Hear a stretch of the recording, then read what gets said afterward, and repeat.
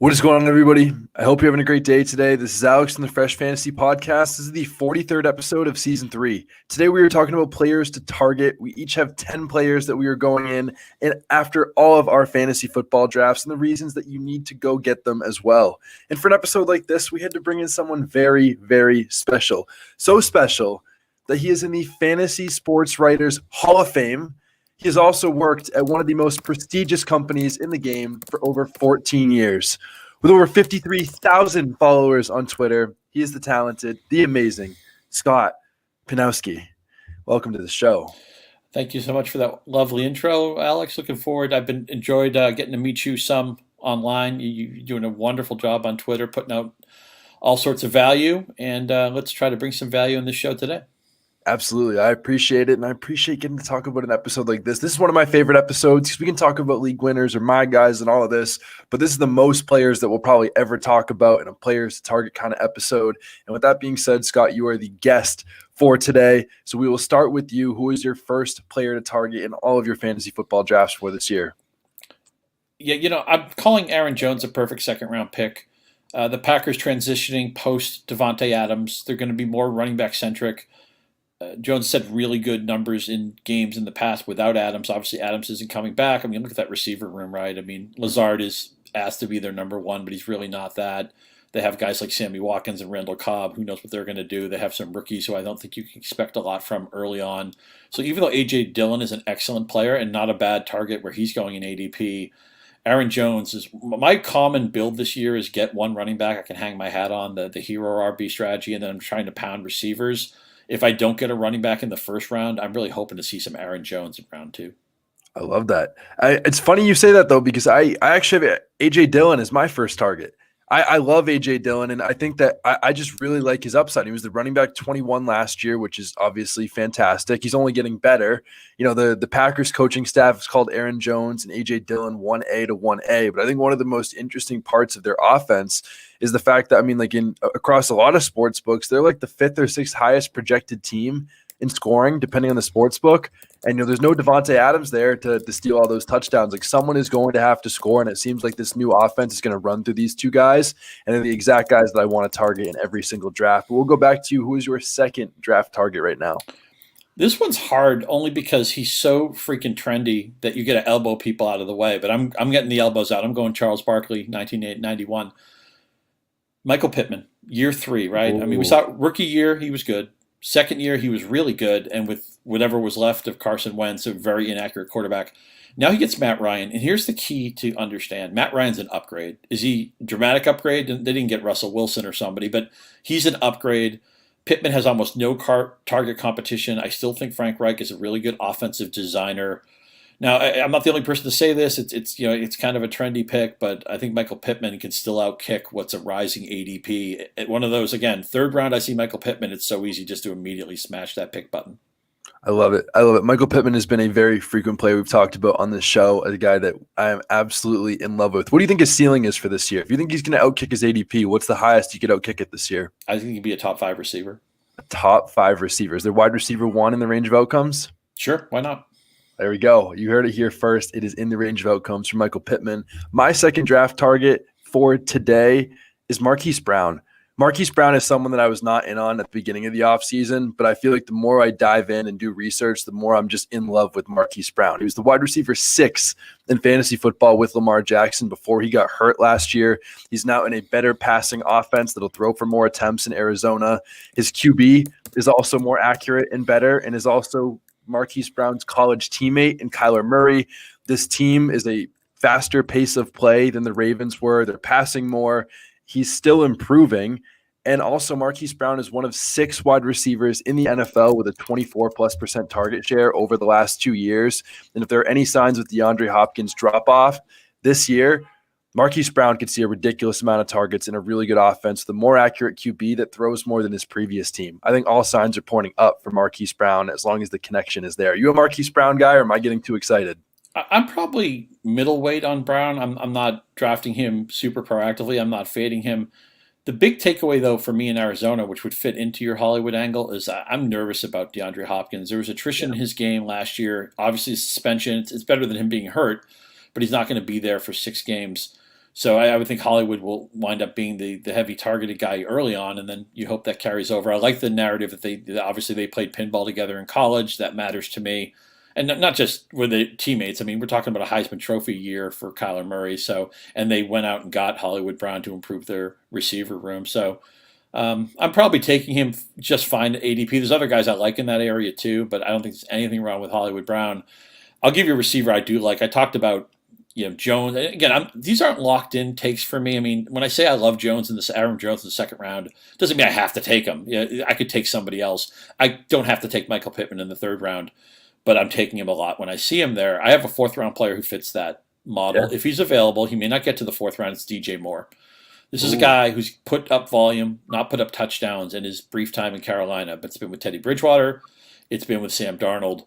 It's important to understand that Baker Mayfield's an upgrade. He played hurt last year. And I get it. He's on every other commercial, and he gets tired of Baker Mayfield. He played so poorly last year.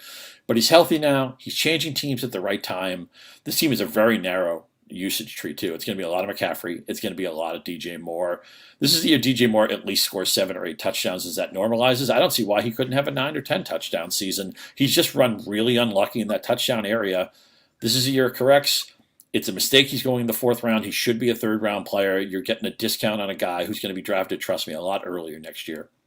Really? So what do you think? So how much do you think that Baker Mayfield is going to be elevating DJ Moore this year? Do you think he also has top 5 or, number 1 in his range of outcomes? Or do you think that he's just going a lot lower than people should be expecting right now? I feel confident Moore can be a top 10 receiver and maybe creep into the top 5 or 6. I'd be shocked if he was the receiver 1, but man, if you're getting him as your second receiver, I'm fine with it. I have teams where he's my third receiver, and I just love that build. Do you think, with that being said, where DJ Moore's your third receiver, just their offense in general, Christian McCaffrey's coming back, he's going to be there for the whole season. Do you think that target share scares you at all, or is this offense just going to be so condensed because they don't have a true number 2, like wide receiver, even a tight end outside of those 2 guys that are going to be getting a lot of targets this year? Yeah, I like the fact that, as you said, it's condensed, and I actually think McCaffrey coming back is a plus because it's going to put them in scoring position more often. Okay. Maybe give some defensive attention also. I love a lot of times when you can get a player on a condensed target tree, but he's the second guy, you never have to worry about defenses maybe concentrating on these guys off the bus. McCaffrey's going to be the focus of most Carolina opponents. By the way, I'm curious, are you a McCaffrey or a Taylor guy at number 1? Are you taking one of the receivers? What are you doing there? I go both. I go both ways. I think ultimately, if I'm playing in any high stakes league that is not a home league, I'm going for McCaffrey. I'm here to win. I'm playing with 9 to 15 other humans that are in my drafts right now, and I'm playing to win. So I'm drafting McCaffrey. Taylor's fine, but if I'm playing in a league with a lot of really good players, I don't want to take someone that's just safe. I'd rather take the guy with a lot more upside. Which side do you go? I lean Taylor, but I like the way you frame that. The more you respect your room and the more difficult you think it is to win your league, the more I think you just say, the heck with it, give me the upside guy. And I don't know anybody in the fantasy football industry who doesn't think that Christian McCaffrey, if everybody played a full season, we'd all expect Christian McCaffrey to be the best running back. I think that's just a universally held opinion. Yep. But if I were in a league maybe where I'm going to beat people just by showing up and just because they won't know who to pick up or they're going to be unengaged. If you're in a more casual league, you're trying to beat Bob from accounting, I might side towards the Taylor side, but I totally get McCaffrey. And this, you also illustrate that with the volume that a lot of us play, it's not realistic to have the same guy every time. I mean, I don't want my portfolio in that spot to always be Taylor or McCaffrey for that matter. I'd actually like to balance it out. So if I had the number 1 pick 100 times, I'd probably be like, 60 Taylor, 40 McCaffrey, something like that. That's pretty much how I would have it. I'd probably have 60 McCaffrey, 40 Taylor. It's not like I'm saying I'm taking Christian McCaffrey every time. No, I'm not. I'd be kind of trying to get a little bit of both between those first 2 picks. Maybe I'd be taking a little bit more Taylor at number 1 because I know if I'm number 2, I'm going to get McCaffrey. And usually most people aren't going to take Taylor number 1. But again, to the listeners that are usually mostly not people that are playing with crazy, high stakes bids, I think, Taylor is probably the safer pick there because you don't have to worry about, playing with, someone like Scott or some other crazy psychopath that is just absolutely amazing at fantasy football. But another guy that you talked about, DJ Moore, is the condensed target tree that's also playing in a condensed offense that I think has room for more growth is Mike Williams. Mm-hmm. I mean, Mike Williams obviously just set career highs in targets, receptions, and receiving yards. He's got a $20 million per year payday. But, Keenan Allen's efficiency has gone down the last couple of years. He's on the wrong side of 30. Mike Williams is still getting better at age 27. And Austin Eckler isn't getting any younger. They said that they're going to limit his touches a little bit this season. It's not a drastic improvement.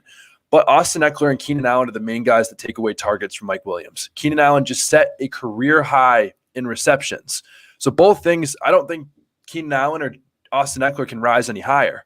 So if Mike Williams was already a top 12 wide receiver last year, and the two players that are also commanding a lot of targets next to him can't get any better, and the only way to go is down in an elite offense with Justin Herbert, that to me says that Mike Williams is a lot more upside. If he was already a top 12 guy with those guys, producing at maximum efficiency, and Mike Williams is still getting better, and Justin Herbert is still getting better, I think that Mike Williams has another leap to take. Do you think that's a fair point, or do you think that Eckler and Keenan Allen are just going to get there so much it'll limit Mike Williams a little bit? No, we're definitely on the same page here. Williams was on my list. He was going to be one of the next guys I was going to throw out. It's really simple to me. I don't think everybody realizes this. Williams beat Allen last year, and yet he's a little bit more inexpensive this year. We know the Chargers are a destination for a lot of us. We want to go to the moon with Justin Herbert. You want exposure to this offense? The most inexpensive and yet still with a plausible upside player you can get on this offense is Mike Williams. I say go get him. Yeah, I 100% agree. Go get him. And again, the only way is up when these other two guys, again, Austin Eckler and Keenan Allen are still going to be great. I'm not saying they're going to fall off a cliff, but they can't produce any better than they did last season. Austin Eckler led the NFL in touchdowns. So if he doesn't lead the NFL in touchdowns, that means more are going to go to the other pass catchers, and that might be Mike Williams. Go get him, people. Draft him in all your leagues. Scott, we'll go back to you for your number 4 player to target in your fantasy football drafts. So the Jaguars finally have an adult in the room, okay? The Urban Meyer experience was a disaster.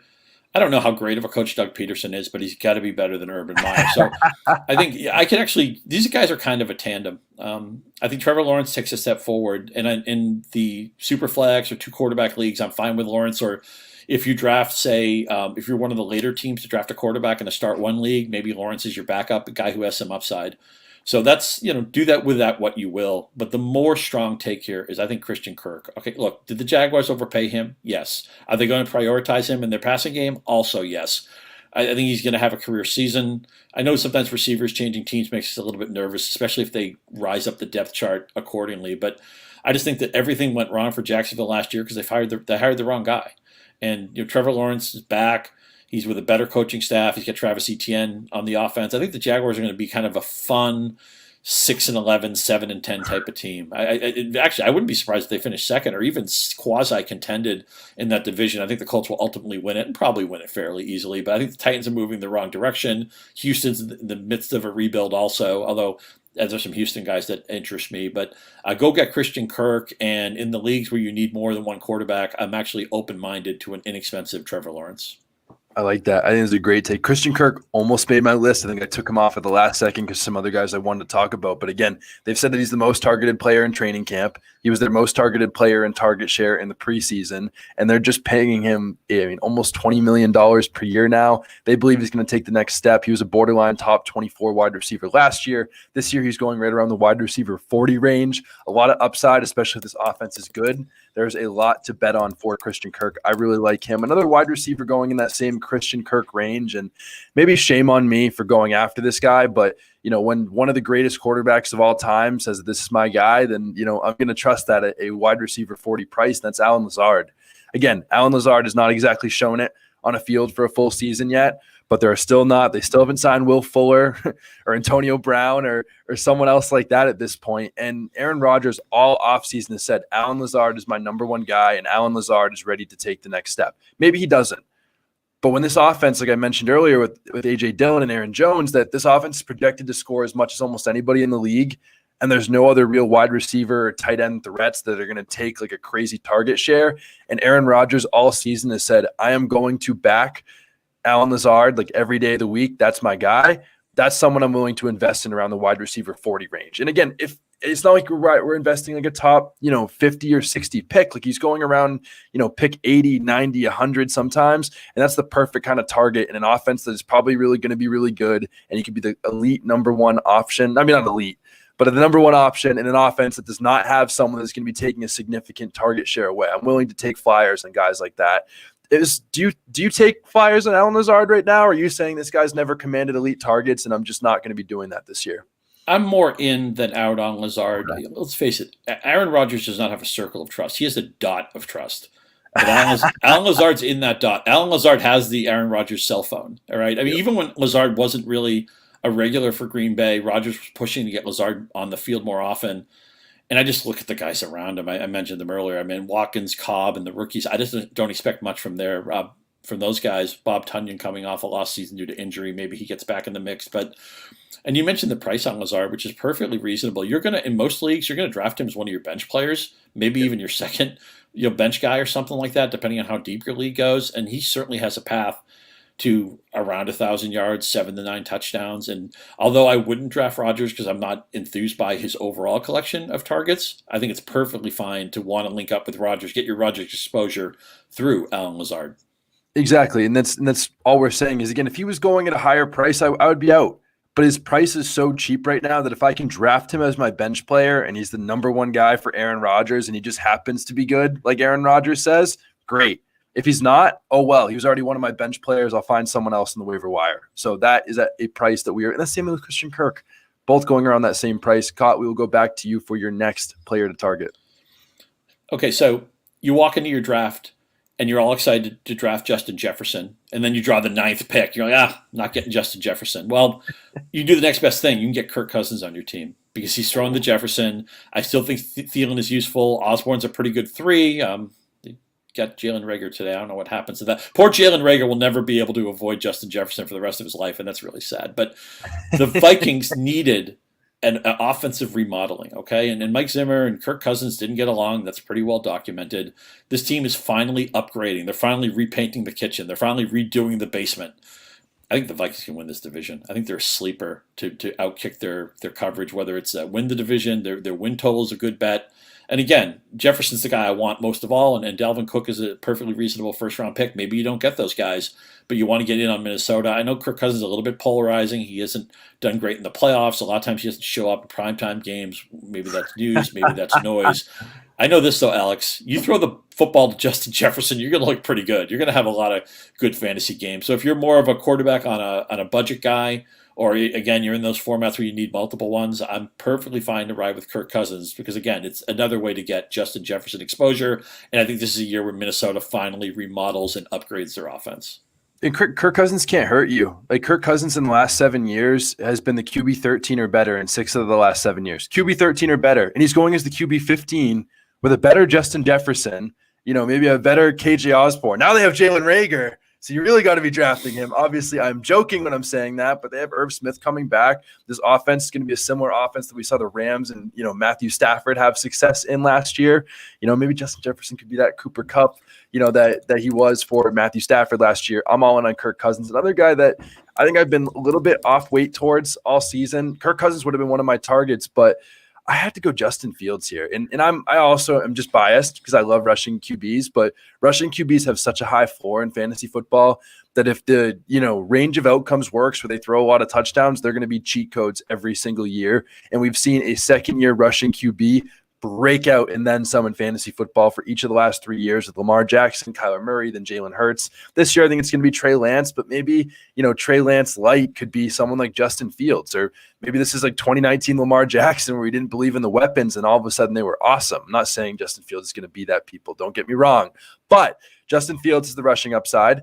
They've actually looked pretty good in preseason, and the weapons aren't there, but again, the rushing upside is going to give him such a high floor in fantasy that if this offense and the passing out weapons are somehow really good, Justin Fields is also all of a sudden a very big value in fantasy football. Am I getting too excited about like the worst offense in the league?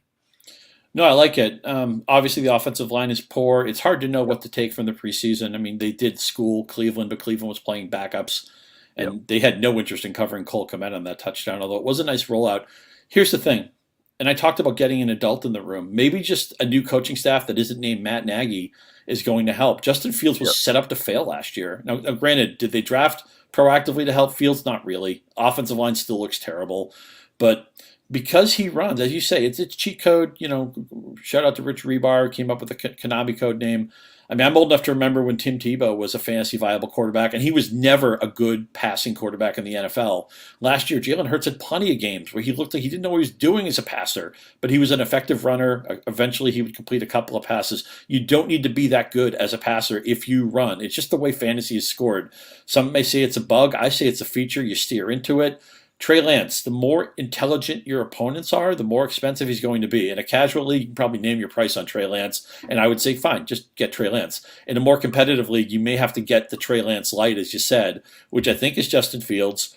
I'm also fine with Darnell Mooney, going to have a heavy target share, and Kmet looks like one of those tight ends outside the top 10 who could maybe crash the party. Remember last year, Jimmy Graham was the touchdown Bogarter. He's gone. He's mercifully off our radar. So Kmet could easily, scored no touchdowns last year, could easily be 6, 7, 8 touchdowns this season. The Bears are going to be bad, but I just gave you 3 Bears I'm actually interested in drafting. That is crazy probably to some people, but maybe smart fantasy managers will be willing to take the advice. The other thing about Justin Fields from 2011 to 2020, there were 22 quarterbacks that averaged over 4.5 rush attempts per game. 19 of those 22 were top 8 fantasy QBs in points per game. The only ones to not do it, 2012 Tim Tebow, 2014 Colin Kaepernick, and 2020 Cam Newton. So basically the game theory would suggest that as long as he's better than one of those 3 versions of those quarterbacks, that he's likely going to be in for roughly like a top 10 or 12 season in points per game. So I'd be drafting Justin Fields, and I think at least getting a little overweight to the field on some of this Bears offense. Scott, we'll go back to you for your next player to target. So we want to get exposure to a Kyle Shanahan offense, but Deebo Samuel's expensive and George Kittle's expensive, and in some rooms, Trey Lance will be trendy. Maybe Brandon Ayuk is the way to play this. Now, last year, Brandon Ayuk was being drafted before Deebo Samuel, and that was comically wrong. Deebo broke out, was a monster player, and probably my favorite player I'm not going to draft this year. I'm very sad about that. But in the second half of the year, Ayuk actually had better receiving stats. Now, of course, you can't ignore what Deebo did on the ground. But new quarterback, who's to say who Lance riffs with? I mean, maybe Ayuk could be the most targeted guy in this offense, or the guy who's getting the most downfield targets, where Deebo's getting a lot of that stuff around the line of scrimmage. I'm not saying he's better than Deebo, but it was just a year ago that people thought Ayuk was. Let's not forget the pedigree. Ayuk has earned praise all summer as coming in with the right attitude. He's become one of the team leaders. I think he's the most expensive guy we can get in an offensive design that we generally want to invest in. Brandon Ayuk's my target here. I love that. Well, remember, what about Deebo Samuel last year? He was the cheapest player in this offense. I'm not counting Jimmy Graham, obviously, but again, Brandon Ayuk was expensive. George Kittle was expensive. And what did people do? They said, let's go get Deebo Samuel because he's the cheapest player. Ayuk is going to be that guy. You also have the lunchroom narrative where Ayuk and Trey Lance were together all offseason, working out every day, throwing passes to each other, the exact kind of narratives that you want to be investing in fantasy football. My next guy, going back to the quarterback, and I talked about how much I love these rushing QBs, so why not talk about Jalen Hurts? Jalen Hurts, I think, could be the QB1 overall in fantasy football this year. He was the QB1 in fantasy for the first 11 weeks before a high ankle sprain, with Quez Watkins and the aforementioned Jalen Reagor as the 3rd and 4th leading target getters on this offense. Now he's throwing to A.J. Brown. He's in the 2nd year of this offense. Jalen Hurts should improve as a player figuratively in the 3rd year of his career. Devontae Smith is also still ascending, and Dallas Goddard is still ascending. So everybody on this offense is still ascending, and Jalen Hurts was already the QB1 in fantasy football for about 2/3 of last season already. So why not draft this guy? To me, and again, I know this has been talked about. We've been saying this all offseason. There's about 100 people that feel like we're all geniuses for saying that this gives us similar shades of Josh Allen. But Josh Allen was the same thing. He had bad weapons, and he was the QB1 for a portion of that final season before he had that big breakout. And he was going in the same range that Jalen Hurts is right now. Jalen Hurts, again, I love Trey Lance. Trey Lance is my flag plant this year. But my number one most owned quarterback in best ball, in redraft leagues, everything right now is Jalen Hurts. I cannot stop drafting him at all. Am I getting too excited about these rushing QBs, or is Jalen Hurts going to be that dude this year? No, I totally see the point. The thing that frustrates me is just Hurts has been so popular in leagues I've been in that I have to weigh the price of it. But everything you line up makes sense. And remember, last year, this team did not throw the ball proactively. What if with Hurts getting more confident and with Brown's just a fantastic player. And it was just so crazy in Tennessee. They never steered into Brown targets. He would always, if you rostered Brown, you'd be like, okay, get ready for your 6 to 8 targets. That's all they'd ever give him. They finally gave him a double-digit target game at the end of the season. It was like the clouds parted and the angels were weeping and sighing, and you could hear the harps. It was just a wonderful day. This guy cannot be covered. I mean, A.J. Brown can score from anywhere, any pass to A.J. Brown can be a touchdown, no matter how it looks at the line of scrimmage or 5 seconds in. That's how great he is. I'm all for the idea of Hurts. The only thing is he's just a little bit expensive, but I get it, Alex. I mean, he's a runner. He's got wonderful weapons. You would think he's at a point in your career where the game slows down for you. You become more skilled, maybe more accurate. I totally see it, and I'll piggyback this. One of my targets here is Dallas Goddard, who his efficiency is through the roof. He just hasn't had the usage yet. But this is the first full season he's had without Zach Ertz. Zach Ertz was there for half a season last year, and then he leaves. Goddard was good in the second half. I think a lot of us thought maybe he'd go to the moon, but sometimes offenses can't really change their stripes or their usage that much in season. Now he has a full season to be the man, the unquestioned tight end in Philadelphia. And again, anything per snap or per target on Goddard is just going to shine and flash and say this guy is a bust out waiting to happen. He's drafted in the second 5 of tight ends in any league, but easily could be one of the top 3 tight ends on the board next year. I'm all in on Dallas Goddard.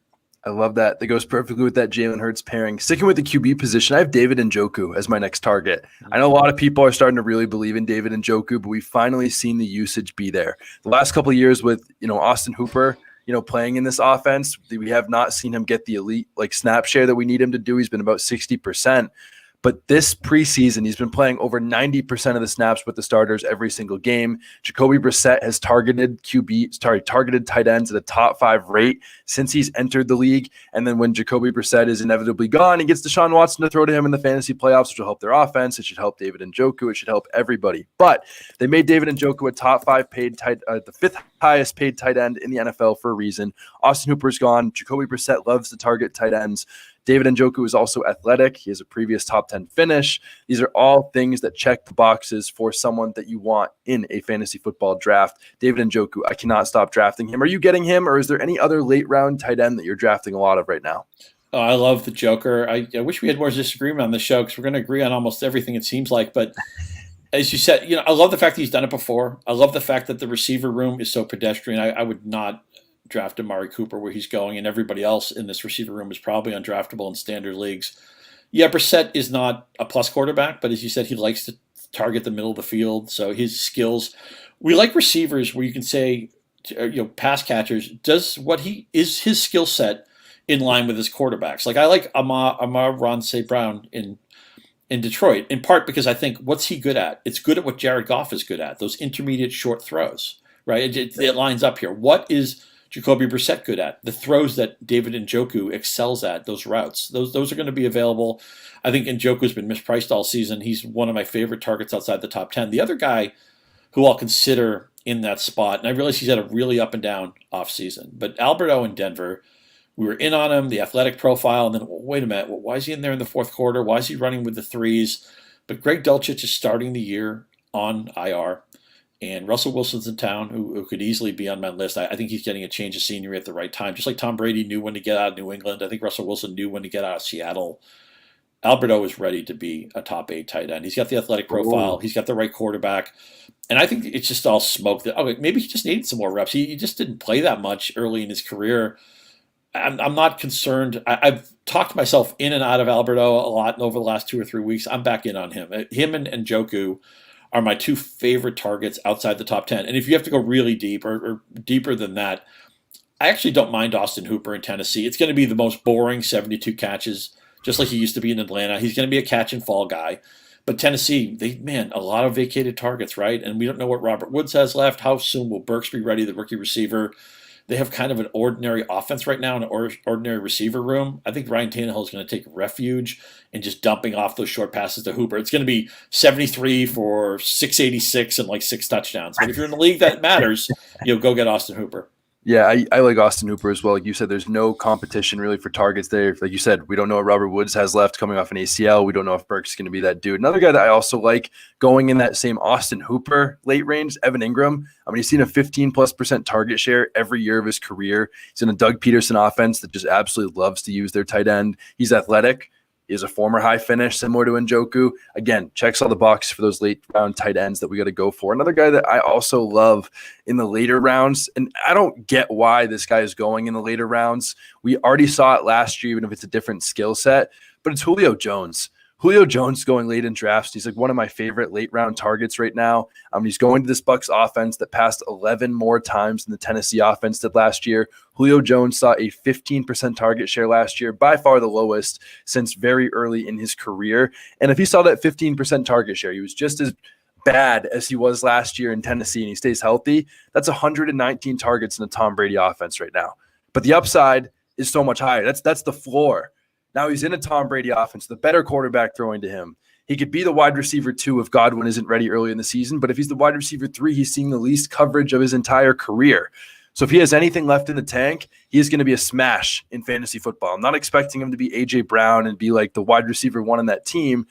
But if we just saw that it was just a bad offense and a bad situation that he was in and he was hurt for last year and he could be healthy, the range of outcomes is so much higher. But I think at minimum, he's going to see 100+ targets in a Tom Brady offense, and he's still Julio Jones is going to be used in the red zone. And we also saw an interesting beat report a couple weeks ago, and who knows what to take with some of these camp reports, but they said that Julio Jones is going to be used very similarly to Gronk, where it's up the seam, a red zone kind of weapon, and Julio Jones fits that kind of exact weapon that they'd be looking for that fits that size. And we've really never seen him be like an insane red zone weapon. Even though he's never had a super high touchdown number. I wouldn't be surprised if he came out with 100+ targets and 10 touchdowns this year. So is Julio Jones a late round target of yours at wide receiver, or are you going somewhere else? I agree with pretty much all you said, other than I'll just say that my enthusiasm for Jones is probably a little bit lighter than yours, but I think he can be – I love the comparison of him being a tight end now, being a guy between the numbers. And the irony of Julio Jones, a Hall of Famer already in my book. He's always been that big, we talked about DJ Moore not having touchdown seasons. Julio Jones has generally been a guy who catches all day, all sorts of yardage, but the touchdown counts have been a little bit disappointing. I think this year he's going to be the year where he only has maybe 700 or 800 yards, 850 yards, but he gets maybe 9 touchdowns because he's one of those guys that's open. Even when he doesn't look open, he's open. He's got such great space and he's physical. He's like a boxed out rebounder. And then, Tom Brady remembers, I can never, as a Patriots fan, I can never thank the Falcons enough for only targeting Julio Jones 4 times in that Super Bowl. He still made one of the greatest Super Bowl catches in history. But Julio Jones and Tom Brady are going to riff. They're going to score. This is going to be a great Julio per capita season for touchdowns. He's going to have 59 catches, but 8 touchdowns. I'm all for that. I also think it'd be really useful early in the season if Godwin's slow off the mark. We'll see how quickly Russell Gage gets familiar with Brady, and I realize Brady did recruit Gage to come to Tampa Bay. But Julio Jones, again, when these guys get on the back nines of their career, it isn't about always where can I make the most money. It's like, where do I fit the most? What's the best fit for me? And Julio Jones saw, Tom Brady's a great fit for me right now. And Brady, of course, he needs weapons. He didn't have them at the end of his time in New England. So I think there's definitely, again, you're a little bit more enthusiastic than I am. But I would call myself proactive on Julio Jones, and I think it's going to be a touchdown season for Julio Jones. Exactly. And I think the other thing to also note is that usually with, soft tissue type injuries, they're most likely like they repeat more than if you didn't have them going into the season. Mike Evans already had a hamstring injury. Chris Godwin is still coming in off an ACL. I know Russell Gage is there, but there's no Gronk. So there is a range of outcomes where Julio Jones ends up as like the most targeted buck, although unlikely. But again, last round of your drafts, an elite receiver playing with Tom Brady, you never know what can happen. We each have 2 more targets to talk about today before we get into our flag plant. Scott, we'll go back to you. What is your second to last player to target on the episode today? Well, we got to talk some Houston Texans, right? And absolutely. I can't give you Dameon Pierce because the whole world is giving you Dameon Pierce, and I'm fine. You want to take him in the 5th or 6th round of a competitive league, maybe bump that down a round or 2 in a more casual league. I'm all for it because this offensive line isn't bad, because Davis Mills isn't bad. Brandon Cooks is a guy, he was one of those boring players who I think a lot of people saw as a value. His ADP has continued to rise. I'm fine with Brandon Cooks. But the cheap way to get exposure to what's a very concentrated offense is Nico Collins, the speedster, deep guy out of Michigan. He's had a good camp. The receivers after Cooks and after Collins are really, really thin. And maybe Brevin Jordan could break out a tight end. But Nico Collins is going to have a useful season in deeper leagues, and Davis Mills is a lot better than I think people realize.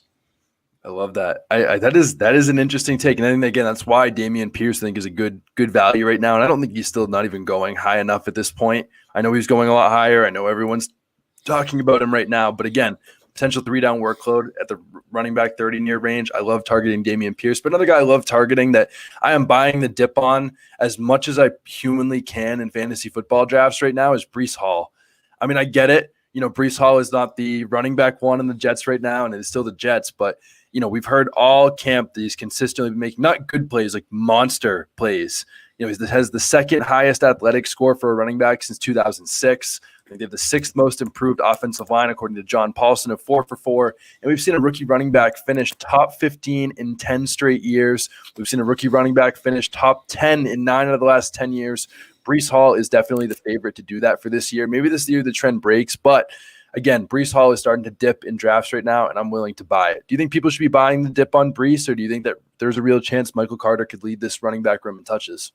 I think Carter's a good player. I think he'll probably be the week 1 starter and probably even useful all season. Here's what I would do with Hall. Not only would I be interested in buying the dip, I think he's going to be a perfect guy to trade for like 3 or 4 weeks in. Maybe Carter has more touches. Maybe the drumbeat is, the Jets are sharing more than we thought, or Hall has picked up the game slowly. So often with these rookie running backs, it's a second half thing where the light goes on, where the team really turns in. Jonathan Taylor went off in the second half of his first year. We know that Javonte Williams wasn't handed the ball, that Melvin Gordon was still there, but when Williams got a chance to start in that Kansas City game, he went bonkers. Be patient if you draft Hall. I'm fine to draft him now. But, man, there's a guy, I think when the weather gets a little colder, when we get in October, around Halloween, man, I'd be sniffing around if somebody dropped Hall or was really down on Hall. I think he's going to be a guy who could be a league winner in the second half of the season. And I'm still perfectly willing to be open-minded drafting him now. I think for the people not drafting him, like you mentioned, again, he's going to be a trade target for me in week 1, and week 2, and week 3, and week 4, and probably every other point in the season until he takes over this backfield, because, again, he is going to do it down the back stretch. Breece Hall, a guy I cannot stop drafting. We each have one player left on our target list before we get into our flag plant. Scott, we'll finish with you. Who is your final fantasy football target for 2022? So when you're getting into the middle, later in the last rounds of your draft, it's all about upside. Okay, you're trying to tell yourself a story, a plausible upside. You're going to cut a lot of these guys, and that's fine. One thing you want to do is get wide receiver 3s on offenses you think are going to the moon. Okay, maybe that's Tyler Boyd. I'm going to give you Josh Palmer, 3rd receiver for the Chargers. Is he startable in the standard league right now? Heck no. But if Keenan Allen gets hurt, if Mike Williams gets hurt, if even Eckler gets hurt and they have to go more pass heavy, it could be wheels up for Josh Palmer. But again, this is more of a stylistic thing. Again, maybe some people will take it to mean Tyler Boyd. Maybe it's one of the Rams receivers. I mean, think of what offenses do I want to get invested in? KJ Osborne in Minnesota could make a lot of sense if something happened to Adam Thielen or something like that, or God forbid Jefferson got hurt. Who's a wide receiver 3 who's already showed some talent, who's one news item away? We all know this game with running backs, right? Every good number 2 running back is going to get drafted, even if he doesn't ever roll on opening day. We all know who those guys are. We should be drafting, and you want to draft a lot of those running backs. I get it. Everybody knows that. But you want to draft a couple of these one injury away receivers too, because they'll be, you don't want to fight for them on waivers. Maybe you opening day comes and you have an IR spot to play with. You might be able to pick up Palmer in some leagues. That's the way you play this. I love that. That is a great pick. Like you said, again, you're one play or one news report away from being good. And he was also really good last year when he had that happen. I think he played 3 games over a 60% snap share, and he averaged about like 3 or 4 catches, 60 yards, and like 2/3 of a touchdown. Like, he was a solid fantasy receiver when he got those opportunities, when some of these guys were missing games. I think he could do more of the same this year. Also going into his second year, not a rookie anymore. Should be the clear wide receiver 3. My final target for today is, again, another one of those things you talked about where it's a really good offense and a player with not a lot of competition, especially after a super big cut yesterday, and that's Chase Edmonds. Sony Michel was cut from this team. Sony Michel, not a great player, but he was the biggest threat to be the goal line back. Chase Edmonds, everybody knows, pretty tiny, and Chase Edmonds is now like the heaviest running back on this roster. It's guys that are similar size to Chase Edmonds, like Raheem Mostert and Myles Gaskin. And when's the last time we've seen Raheem Mostert stay healthy or produce for more than like an 8-game stretch? Never. He's also 31 years old, coming off a torn ACL. Is Myles Gaskin be the answer? No. We thought he was last year. He wasn't. Chase Edmonds finally has the opportunity to be the running back one, an offense that I think is very underrated right now and is going to be really big this year. They also run an outside zone scheme that very much favors Edmonds' play style. This Dolphins offensive line is one of the most improved in the league. And again, if you don't believe me or the talent or anything else, follow the money. He's paid over 2 times as much as any other Dolphins running back, the exact guy you want to be targeting. It fits the offensive scheme and an improving offense. Chase Edmonds, cannot be drafting him high enough. That is the final player for today, Scott. We'll ask you one last time. Are you a Chase Edmonds guy, or are we going to have a big fiery disagreement to end the show? No, I'm really glad you mentioned him. He was on my list, and I think I just scrolled past him. And follow the money was going to be the first thing I said, because teams out to tell us all sorts of lovely things about how great their players are and how much they're going to use these guys and blah, blah, blah. Go by what they do, not by what they say. What did they do? They gave Chase Edmonds a big bag of money early in free agency. That means he's our guy. And then they cut Sony Michel. That means Chase Edmonds is even more important to us. Yeah, Mostert's a good player, but he's getting up there in age, and he's not always the most durable player. This team, another team that remodeled its offense, they've added some exciting parts. And Edmonds was really unlucky with the touchdowns last year. He's never going to probably have a 12 or 15 touchdown season in his range of outcomes, but he was unlucky last year. I think he's a great target. You're going to draft him in a lot of leagues as maybe a bench player or a flex player. Go get Chase Edmonds where he's at right now. He's a wonderful ADP value. Love it. Couldn't have said it better myself. And that is it for our players to target. But we have one final question for a guest like Scott. It's so amazing. What is your 2022 flag plant, your boldest prediction that you believe in for the 2022 season? Scott, for the last time, the floor is yours. I'm not sure if I'm allowed to say a guy I mentioned earlier. Michael Pittman. You can. Michael Pittman's going to be a first-round pick next year. Go get Michael Pittman. Wow. Anything to elaborate on that beyond what you said before? First-round pick? There's no target. Well, I'm trying to be a little bit bold. Maybe it's a top 15 Absolutely. pick. A first-round pick in 16-team leagues, Alex. I'll cheat here. But, I mean, man, I've been playing fantasy long enough where the year 3 was the year we got excited about. That drafting rookie receivers was like the dumbest thing you could do. But by the way, this rookie class, I don't really know how to play it. Are you getting a lot of London? Are you buying the dip on Burks? What are you doing with the rookie receiver? Olave looks good. Wilson hasn't had a great camp with the Jets. I think this class is going to be great eventually. And man, Pickens has had a great summer, but who knows with that quarterback play? And they have other good receivers too. Is there a rookie receiver you've drafted into proactively? Yeah, I think the guy that I'm drafting, 2 guys I'm drafting the most right now are Drake London and Trayvon Burke, actually. Like, again, they're both amazing picks. I mean, I really like Marcus Mariota and what he's done in preseason. That gives me more confidence in Drake London. We've seen a rookie wide receiver finish top 24 in 9 straight years. You mentioned Olave. He's a guy, if Michael Thomas can't get it done, he fits Jameis Winston's skill set. That could be really good this year.